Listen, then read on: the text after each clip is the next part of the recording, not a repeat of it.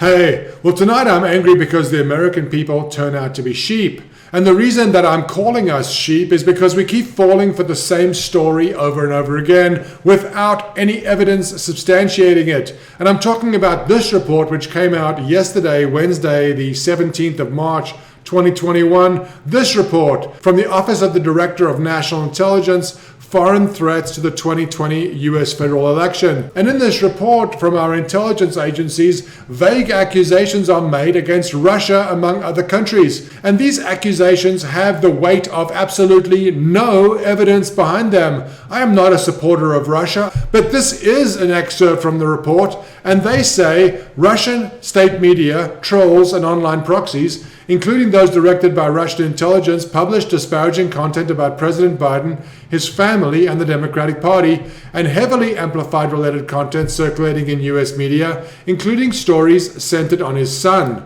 Now, they are talking specifically about the Hunter Biden laptop scandal of last year, which, if you don't remember, occurred just prior to the election of 2020, when a laptop belonging to Hunter Biden was left in a computer repair store and then not picked up by the owner. The owner examined the laptop before selling it, and they found a lot of compromising information on it, including evidence that Hunter Biden committed crimes himself, including evidence that Joe Biden was corrupt. And the interesting part of the story is not that a politician is corrupt, which is hardly news anywhere in the world, including in America. The big part of the story was the fact that the story itself was denigrated. News outlets in the US refused to carry it. As a matter of fact, a group of ex-intelligence operatives, including Brennan and Clapper, I believe, penned a letter wherein they cast aspersion on the story, but they used vague language. They said it appeared to have the hallmarks. It seemed as if, based on our experience, it would appear that.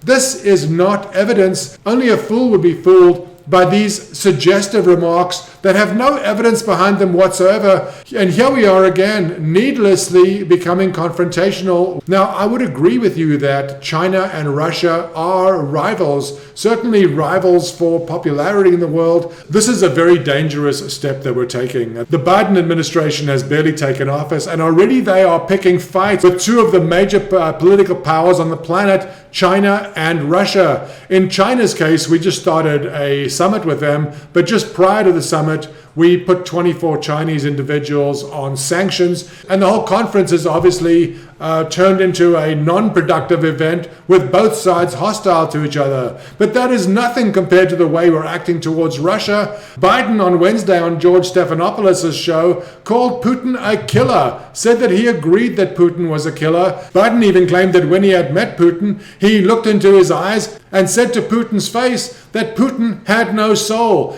Biden claims Putin looked back at him and said, "We understand each other."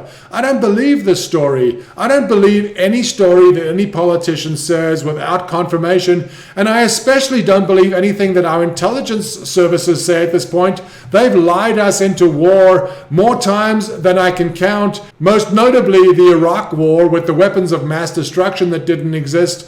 Also, their claims that Syria had bombed their own people, and numerous other claims that upon close examination have turned out to be fictitious. The story about the Hunter Biden laptop, the fact that the American people seem to have no curiosity whatsoever about the degree of corruption in our own government, the fact that even when an evidence-free report is produced that doesn't even mention Hunter Biden or his laptop, the media is quick to say that this report justified their suspicion about the laptop story. It's not true. The media represents their own position. They protect themselves. They are often wrong. The media, unfortunately, in America cannot be trusted any longer. They report as facts things that are fiction, and they report as fiction things that are fact. For example, the Hunter Biden laptop story. I will point out that nobody in the Biden camp, father nor son, has ever disputed the veracity of any claim about the laptop.